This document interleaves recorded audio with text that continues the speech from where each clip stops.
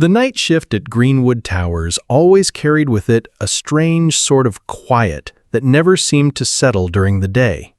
The daytime was filled with the hum of office workers rushing to meetings, printers churning, and the constant buzz of conversation spilling through the open atrium of the building. But when night came, silence descended like a soft blanket, broken only by the faint echo of footsteps and the occasional hum of an elevator moving to its late-night destination. For Daniel Reyes, the building's senior janitor, this silence wasn't unnerving, it was comforting.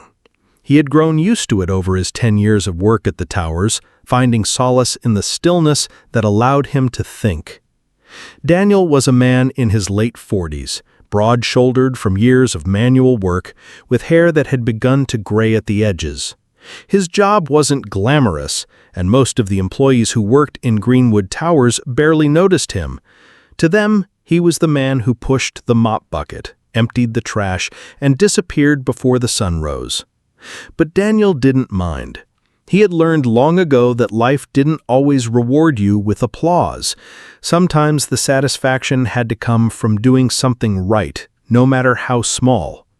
Every night he cleaned each office floor, checking corners others might miss, scrubbing until the tiles shone, and ensuring the building looked just as pristine in the morning as it had the day before.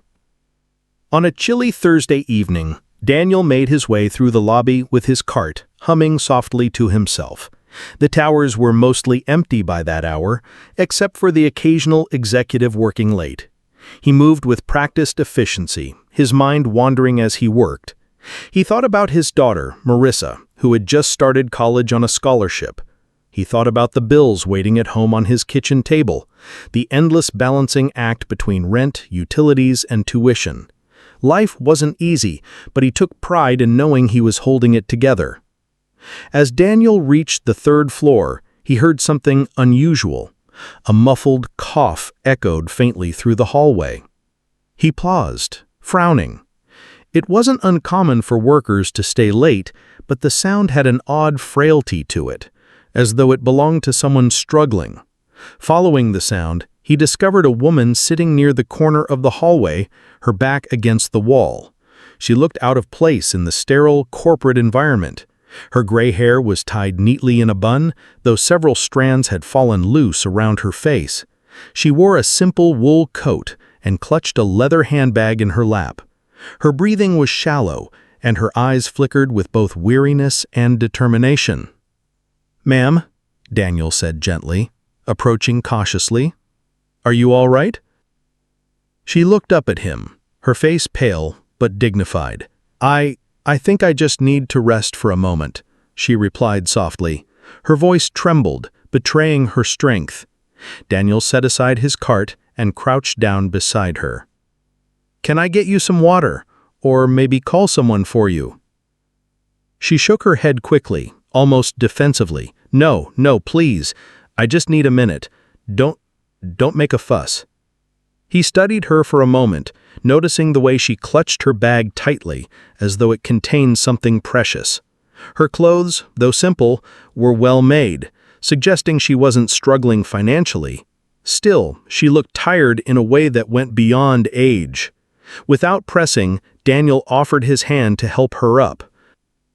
"Let me at least help you to a chair." Reluctantly, she allowed him to assist her. Her grip was surprisingly firm despite her frail appearance. Daniel guided her to a nearby seating area in the hallway, the kind of waiting nook furnished with a couple of chairs and a small coffee table. Once seated, she exhaled slowly, as though grateful for the chance to breathe. "You know," she said after a moment, "you remind me of someone I knew a long time ago, someone who always stopped to help even when he had little to give." Daniel chuckled softly. "Well, I guess kindness doesn't cost much. My mother used to say it's the one thing you can give away without running out." The woman smiled faintly, the lines around her eyes softening. "Your mother was a wise woman." For a while, they sat in companionable silence. Daniel didn't pry into her business, and she didn't volunteer more than she wished to share. Eventually, she stood up, steadier now. "Thank you again, Daniel. I should be going, but I'll remember your kindness." He nodded politely. "Take care of yourself, ma'am, and if you ever feel unwell again, don't hesitate to ask for help." She gave him one last look, an appraising glance, almost as though she was memorizing him, before walking slowly down the hall and disappearing into the elevator. Daniel returned to his work, shaking his head with mild curiosity. Encounters like that were rare in Greenwood Towers. Most of the people he dealt with barely acknowledged his presence, much less spoke to him with such sincerity. He didn't think much more about it, chalking it up to one of those small, passing moments that life occasionally threw his way. But it wasn't the last he would see of her. The following week, Daniel was mopping the lobby floor when he noticed the same woman again. This time she was accompanied by a younger man in a suit who seemed to defer to every word of hers. She looked stronger now, her posture straight, her eyes sharp and alert. She wore a tailored coat, and her presence seemed to command respect from those around her. Daniel paused in his work, surprised to see her again. She noticed him almost immediately. To his astonishment, she excused herself from her companion and walked directly towards him. "Daniel," she greeted warmly, as though they were old acquaintances. "I hoped I might see you again." He blinked in surprise. "Ma'am, you remember me?" "Of course I do. You helped me when you didn't have to. That kind of kindness isn't something I forget." Her companion approached, looking slightly confused. "Miss Carter, we really should—" "Just a moment, James," she interrupted smoothly. Then she turned back to Daniel. "I never properly introduced myself. My name is Evelyn Carter." The name rang faintly familiar to Daniel, though he couldn't immediately place it. He offered his hand. "Nice to meet you, Miss Carter." She shook his hand firmly. "Likewise. I'm actually here quite often, though usually for business. Greenwood Towers houses one of my company's offices." "Your company?" Daniel asked politely. "Yes," she said with a small, knowing smile. "Carter Technologies. I'm the CEO." The words hit him like a sudden gust of wind. Carter Technologies was one of the most prominent tech firms in the city, known for developing innovative software solutions used by businesses worldwide. The name clicked in his mind instantly. He had seen it on billboards, in news articles, even in advertisements online. And yet the woman he had found slumped against a wall just days ago was the person running it all. Daniel's eyebrows rose, but he quickly composed himself. "I see. Well, it's an honor, Miss Carter. I'm glad you're doing better." Avelian's smile deepened. "Thanks to you. You didn't ask who I was or what I had, you just helped. That says more about your character than anything else could." James, her assistant, cleared his throat impatiently, but Avelian ignored him. "Daniel, I'd like to talk with you more sometime. Do you ever take breaks during your shift?" He hesitated. "Well, I usually have a short one around midnight." "Perfect," she said. "If you're willing, I'd like to sit with you one evening. I think we could have a very interesting conversation." Daniel nodded, still bewildered. "Of course, ma'am, any time." As she departed with her assistant, Daniel watched her go, a strange feeling stirring in his chest. Life had taught him not to expect much beyond the routine of his work and the quiet pride of providing for his family. But something told him this encounter was only the beginning of a story he never could have imagined. That night, as he pushed his mop across the gleaming floors, Daniel found himself thinking not about bills or chores, but about Evelyn Carter, the woman who had come into his life as a stranger and revealed herself as someone far greater than he ever expected. The days passed with a rhythm Daniel had come to know intimately, but that rhythm now carried a quiet anticipation. He found himself glancing at the lobby clock more often than usual, wondering if Evelyn Carter would return as she promised. The idea of sitting down with the CEO of Carter Technologies seemed almost absurd. After all, what could a janitor possibly have to say that would interest a woman of her stature? And yet she had looked at him with genuine warmth, not the patronizing courtesy he sometimes saw in the building's executives. She had seemed sincere. On the following Tuesday night, as Daniel was finishing up the trash bins on the 12th floor, the sound of heels clicking against the polished floor reached him. He turned to find Evelyn walking toward him, her coat draped neatly over her shoulders, her expression bright despite the late hour. She carried herself with an effortless grace, the kind that came from years of confidence. But there was something about her eyes, sharp, intelligent, but also searching, that softened her presence. "Daniel," she greeted, her tone as familiar as if they had known each other for years. "I hope I'm not interrupting." "Not at all, ma'am. I was just about finished here." "Good. Then perhaps you'll join me for that break we talked about?" He hesitated, instinctively glancing at his watch. He still had another half hour before his official break, but something told him it didn't matter much tonight.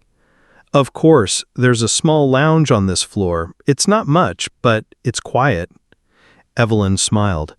"Quiet sounds perfect."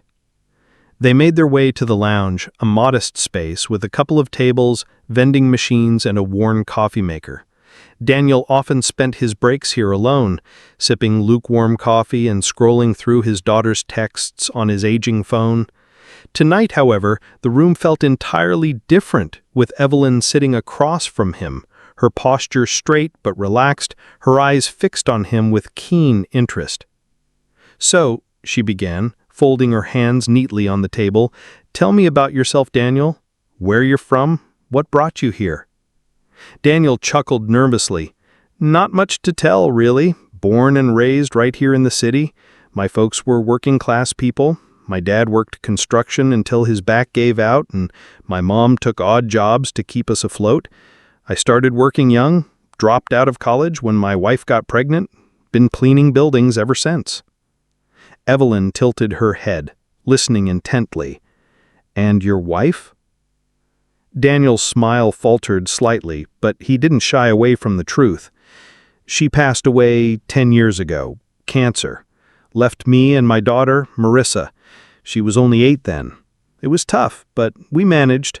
Marissa's in college now, first in the family to get that far." Evelyn's eyes softened. "I'm sorry for your loss. That must have been unimaginably hard." He shrugged, though the weight of those years lingered in his expression. "Life doesn't ask if you're ready. You just deal with what it gives you. Marissa kept me going. Still does." For a long moment, Evelyn was silent, as though turning over his words. Then she said quietly, "You know, that's something I admire greatly. People who keep going when they have every reason to stop. It's a quality rarer than you might think." Daniel frowned slightly. "I'm not sure I'd call it admirable. It's just what you do when you don't have a choice." "Maybe," Evelyn countered gently, "but many people still give up. You didn't. That says something." He didn't quite know how to respond to that, so he deflected. "And what about you, Miss Carter? You don't strike me as someone who gave up easily either." She smiled faintly, a glimmer of humor in her eyes. "Touché. But my story is a little different. I grew up far from wealth. My father was a mechanic, my mother a school teacher. We didn't have much, but they taught me to value education and perseverance. I worked my way through college, took out loans I thought I'd never pay off, and started my company in a tiny apartment with nothing but a second-hand computer and a lot of determination." Daniel raised his eyebrows. "And now you're running one of the biggest tech firms in the country? That's quite a leap." "It didn't feel like a leap," she said thoughtfully. "It felt like climbing a mountain, one grueling step at a time. There were moments I almost quit, times when failure seemed inevitable. But every time, someone reminded me of why I started. A kind word, a helping hand, a reminder that people believed in me.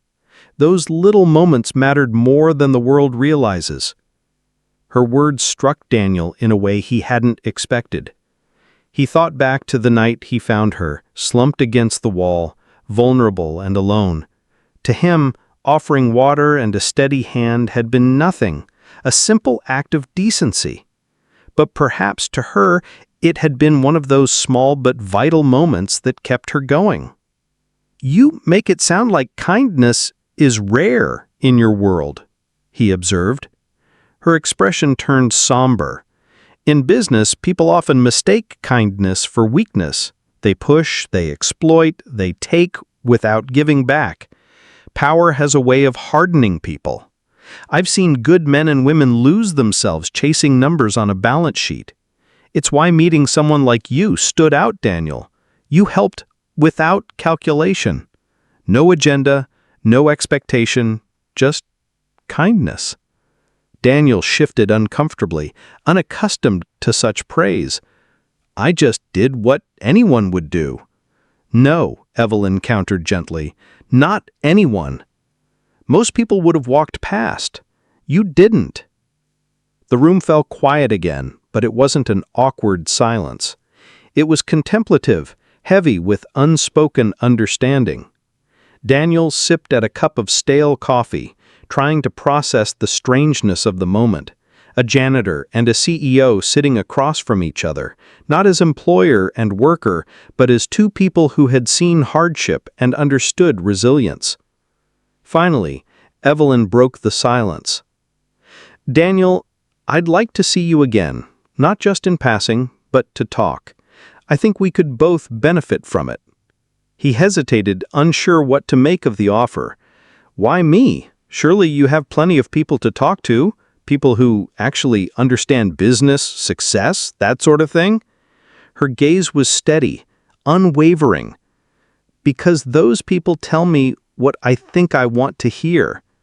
You don't. You see me as a person, not a title. That's rarer than you know." Daniel studied her for a long moment, then nodded slowly. "All right. If you want to talk, I'll listen." Evelyn's smile returned, genuine and warm. "Good. Then it's settled." Over the following weeks, their late-night conversations became a regular occurrence. Sometimes Evelyn would stop by with coffee from a high-end cafe, although Daniel always teased her that the vending machine brew suited him fine. Other nights, she would simply sit in the lounge, listening as he talked about Marissa's college struggles or reminisced about his late wife. In turn, she shared stories of the early days of her company, the countless rejections she endured from investors, the loneliness of success when few understood the sacrifices behind it. What surprised Daniel most was how human she was beneath the polished exterior. She laughed easily, admitted her mistakes, and even confessed to doubts about whether she was truly making a difference. In those moments, she wasn't Evelyn Carter, CEO of Carter Technologies. She was just Evelyn, a woman who had fought her way up the ladder and still carried the scars of the climb. One night, as a storm raged outside and rain battered the tall windows of the lounge, Evelyn grew unusually quiet. She stared out at the city lights, her reflection trembling in the glass. "Daniel," she said softly, "do you ever wonder if it's all worth it? The work, the struggle, the endless grind? Do you ever stop and think, what's the point?" Daniel leaned back in his chair, considering her words. "All the time. But then I think about Marissa. I think about giving her a better chance than I had. That's the point. Maybe it's not about what we get out of it, but what we leave behind for others." Evelyn turned to look at him, her eyes shining with something unspoken. Gratitude, perhaps, or recognition. "You always know how to cut through the noise," she murmured. "It makes it sound so simple." "It is simple. Doesn't mean it's easy, though." She smiled faintly, her gaze lingering on him as though she saw something she hadn't noticed before. The storm rumbled outside, but inside, the quiet between them felt steady, grounding. In that moment, Daniel realized their conversations weren't just about sharing stories. They were about reminding each other of what truly mattered. And though neither of them said it aloud, both knew their lives were beginning to change in ways they couldn't yet imagine. As the weeks turned into months, Daniel's life began to take on a new rhythm.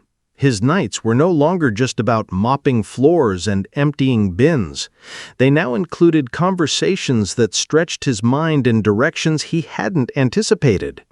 Evelyn Carter became a regular presence during his shifts, her sharp intellect balanced by a warmth that Daniel found disarming. At first, he thought their talks were just passing distractions for her, a way for a powerful woman to escape the constant barrage of advisors and shareholders.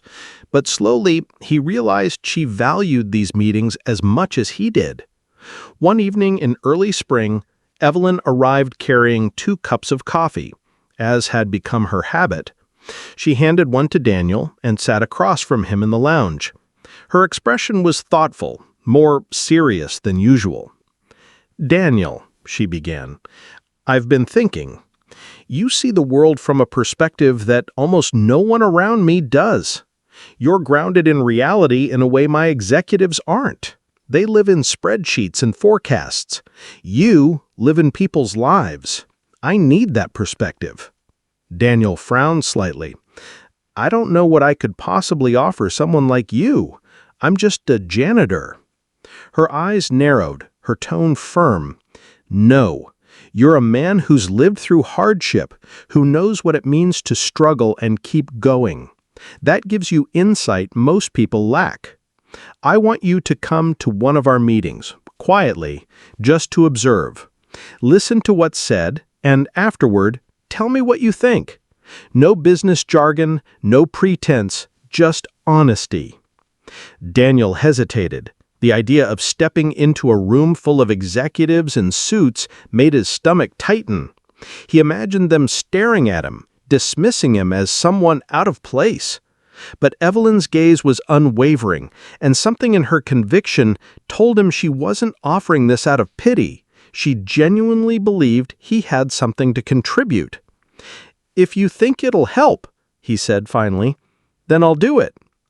A week later, Daniel found himself in a conference room on the 20th floor of Greenwood Towers. The space was sleek and modern, with floor-to-ceiling windows overlooking the glittering skyline. Executives sat around a polished table, their laptops open, their conversations brisk and clipped. Daniel stood awkwardly near the back, dressed in his cleanest shirt and slacks, feeling as though he had wandered into another world. Evelyn entered with her usual composure, immediately commanding the room's attention. "Good morning, everyone," she said smoothly.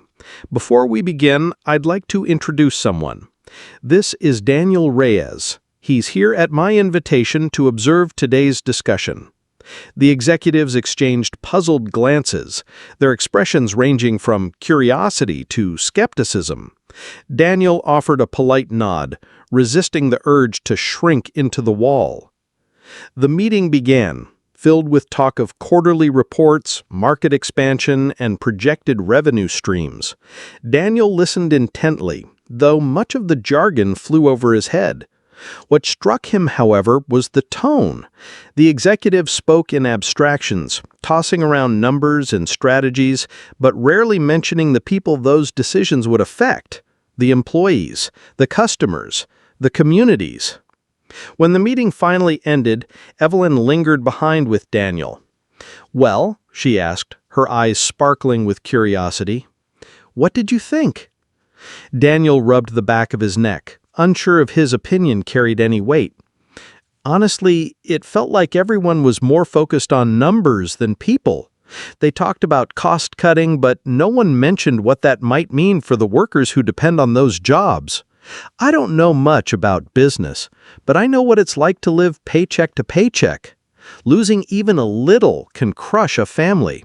Maybe they should remember that." Her smile widened, genuine and proud. "Exactly the perspective I was hoping for." From that day forward, Evelyn occasionally invited Daniel to sit in on meetings. At first, the executives viewed him as an oddity, a curiosity brought in by their eccentric CEO. But over time, they began to recognize the value of his observations. He didn't speak the language of balance sheets, but he asked questions that cut to the heart of matters. How will this affect the employees? What does this mean for the families who rely on these jobs? His words often lingered long after the meetings ended. Daniel himself was surprised by how natural it felt to contribute. He never pretended to be more than he was, and that authenticity made his voice stand out. Evelyn encouraged him, always careful not to thrust him into the spotlight too quickly, but gradually giving him more space to speak. Meanwhile, their personal conversations deepened as well.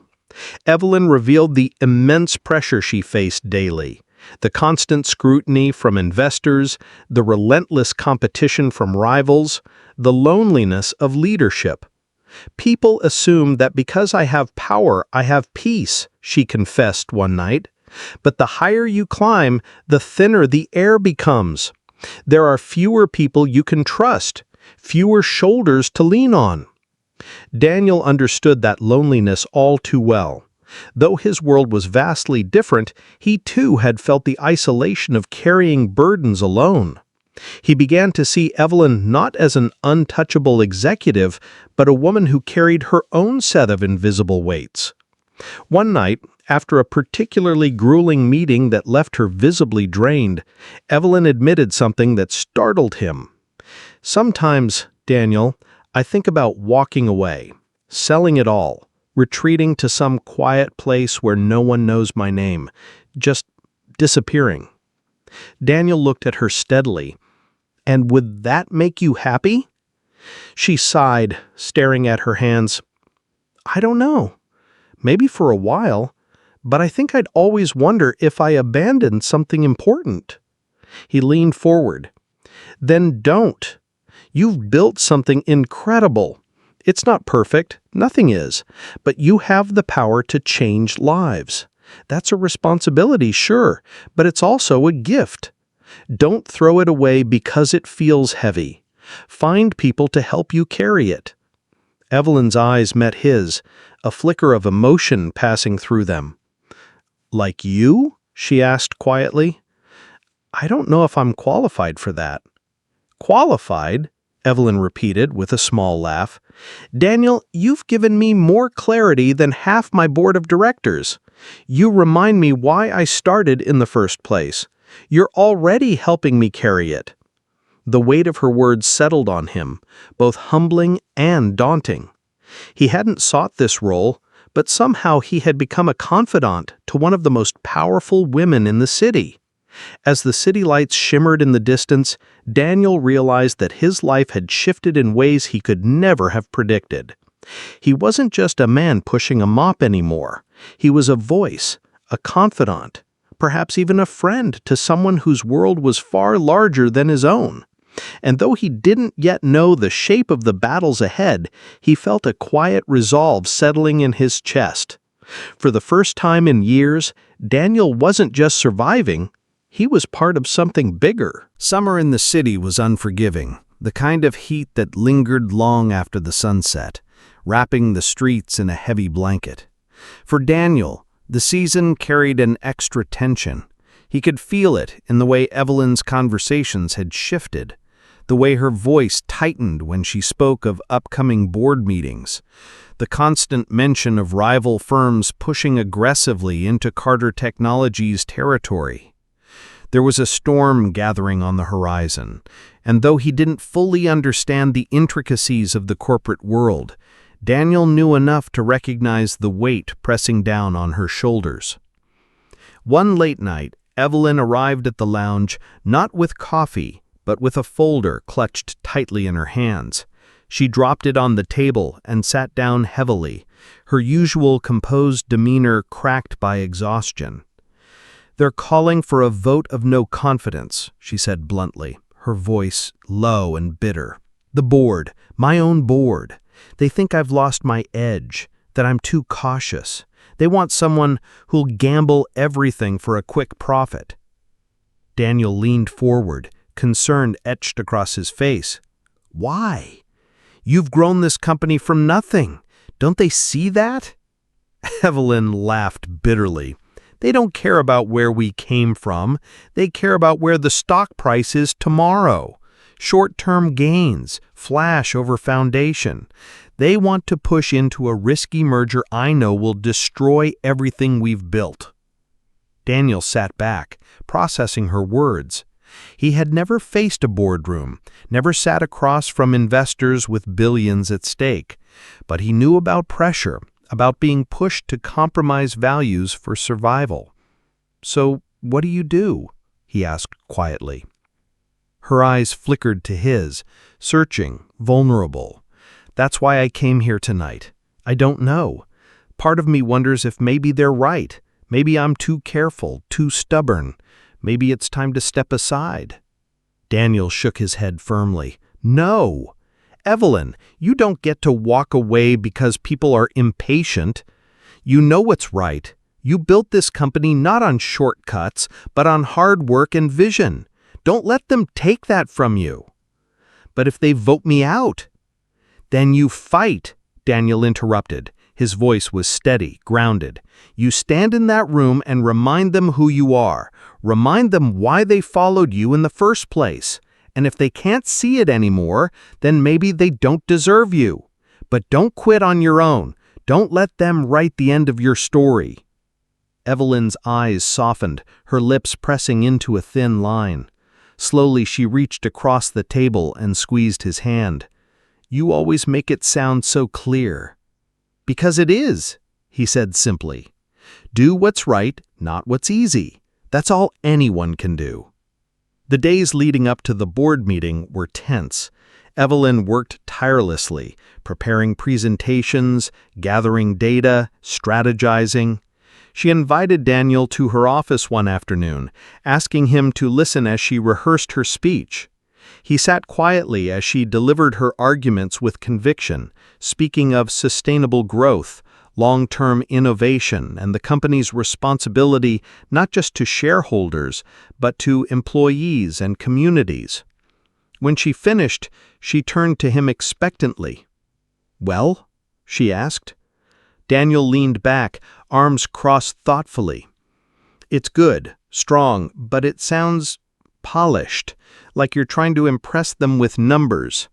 You should talk about people, about the single mom who can pay her bills because she works here, about the kids who benefit from the scholarships your company funds. Remind them this isn't just business, it's lives. That's what makes you different from the rest. Evelyn smiled slowly, the tension in her shoulders easing. You're right, again. The morning of the board meeting, Daniel walked Evelyn to the elevator.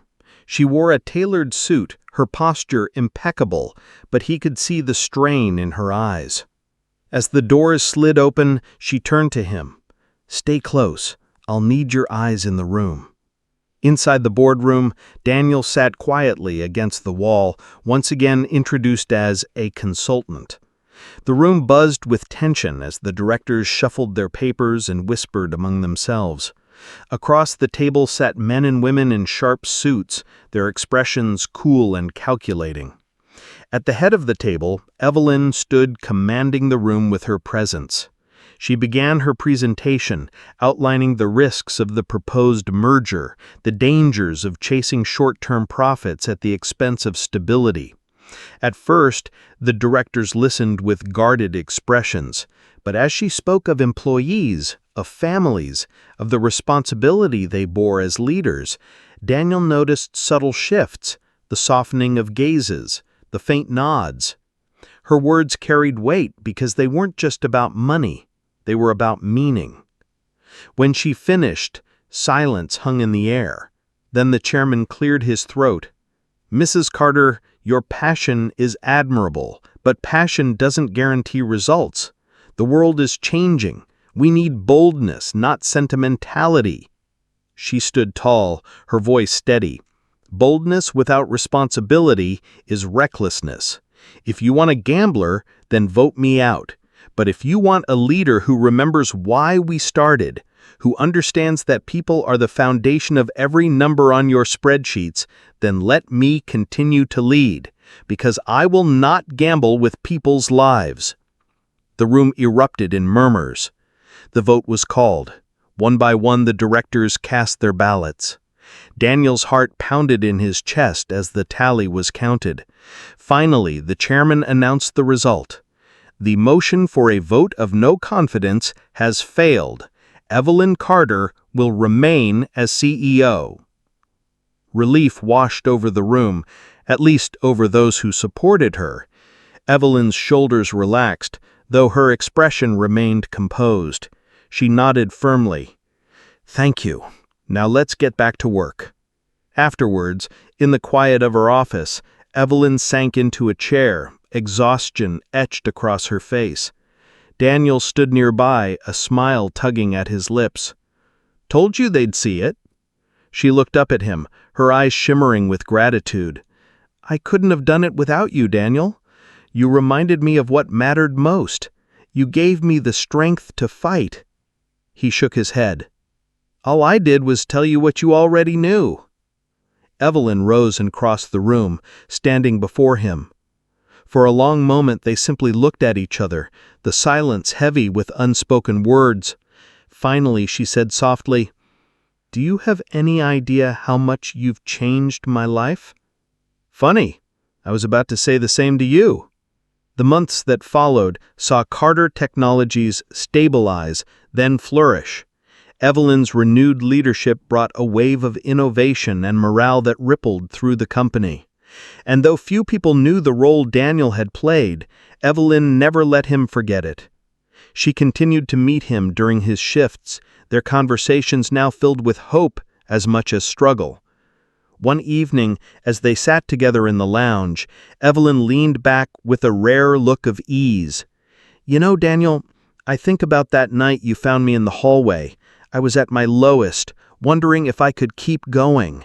And then you appeared, this humble janitor who didn't see a CEO or a powerful woman. You just saw someone who needed help. That moment changed everything." Daniel smiled softly. "I didn't do anything special.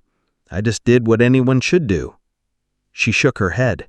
"No, not anyone. You. And I'll never forget it." The city hummed outside, alive with light and movement, but in that quiet room 2 people from different worlds sat side by side, bound not by titles or status, but something far stronger. Daniel knew his life had taken a turn he could never have predicted, but he also knew one truth with absolute clarity. Sometimes the simplest act of kindness could ripple outward, changing not just one life, but many. And for Evelyn Carter, it had made all the difference.